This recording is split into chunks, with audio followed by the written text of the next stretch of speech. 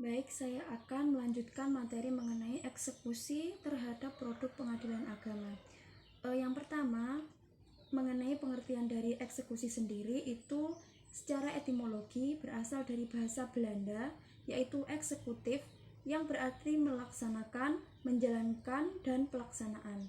Sedangkan untuk makna terminologi itu adalah pelaksanaan putusan pengadilan yang telah mempunyai kekuatan hukum tetap yang dijalankan secara paksa oleh pihak yang kalah dalam perkara tidak mau mematuhi pelaksanaan putusan pengadilan sebagaimana semestinya.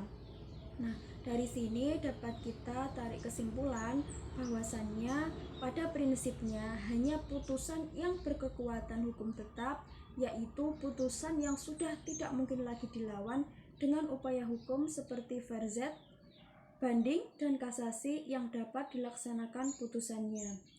Nah, di samping itu terdapat tujuan dari eksekusi sendiri, yaitu untuk mengefektifkan suatu putusan menjadi suatu prestasi yang dilakukan secara paksa.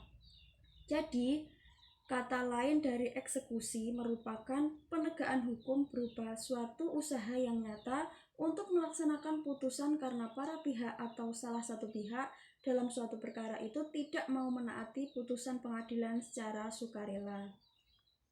Nah, di sini juga terdapat beberapa asas hukum terkait dari pelaksanaan putusan atau yang disebut dengan eksekusi. Yang pertama yaitu putusan hakim yang akan dieksekusi haruslah putusan hakim yang mempunyai kekuatan hukum tetap, yang artinya tidak ada upaya hukum lain yang diajukan oleh para pihak. Yang kedua, putusan hakim yang akan dieksekusi harus bersifat menghukum, yang mana putusan yang mengandung tindakan penghukuman. Nah, jenis putusan ini biasanya digunakan bagi perkara yang berbentuk kontentiosa, yaitu perkara yang di dalamnya terdapat unsur sengketanya. Yang ketiga, yaitu putusan tidak dijalankan secara sukarela.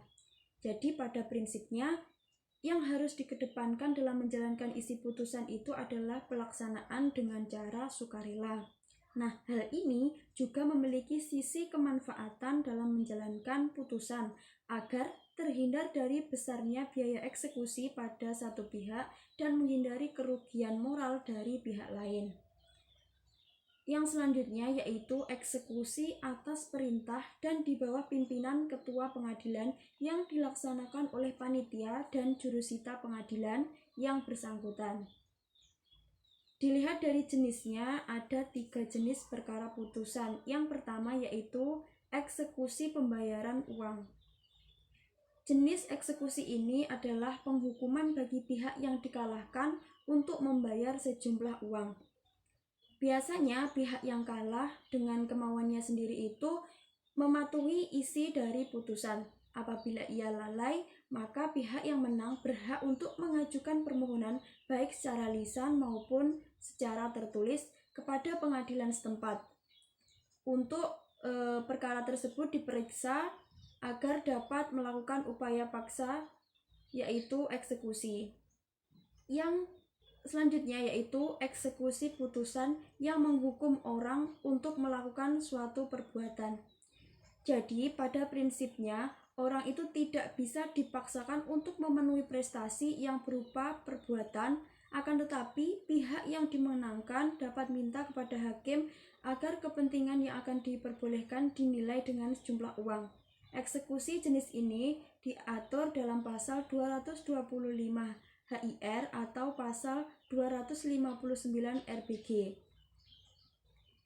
Selanjutnya yaitu eksekusi real, yang mana jenis putusan ini yang prestasinya dibebankan kepada debitur secara langsung. Nah, di samping dari 3 jenis eksekusi ini masih ada satu jenis eksekusi lain, yaitu yang dinamakan eksekusi langsung, yang mana terjadi apabila seorang kreditur menjual barang-barang tertentu milik debitur tanpa mempunyai titel eksekutorial. Nah, hal ini tertuang dalam pasal 1155, 1175 ayat 2 HIR. Selanjutnya yaitu terdapat tahap-tahap dalam proses eksekusi itu. Yang pertama yaitu peringatan. Cara melakukan peringatan oleh ketua pengadilan ini setelah mendapatkan permohonan dari pihak yang menang dalam perkara tersebut. Selama belum ada permintaan dari pihak yang menang, maka proses peringatan itu tidak dapat dijalankan. Yang kedua yaitu surat perintah eksekusi. Sebagai rangkaian proses eksekusi ini, maka sesudah habis masa peringatan dikeluarkannya surat penetapan eksekusi. Selanjutnya yaitu berita acara eksekusi. Berita acara eksekusi ini dipergunakan sebagai bukti keabsahan formal dari eksekusi. Tanpa adanya berita acara eksekusi ini dianggap tidak sah. Pembuatan berita acara eksekusi ini memerlukan kecermatan mengenai proses eksekusi yang sudah dijalankan. Sekian dari saya, terima kasih. Wassalamualaikum warahmatullahi wabarakatuh.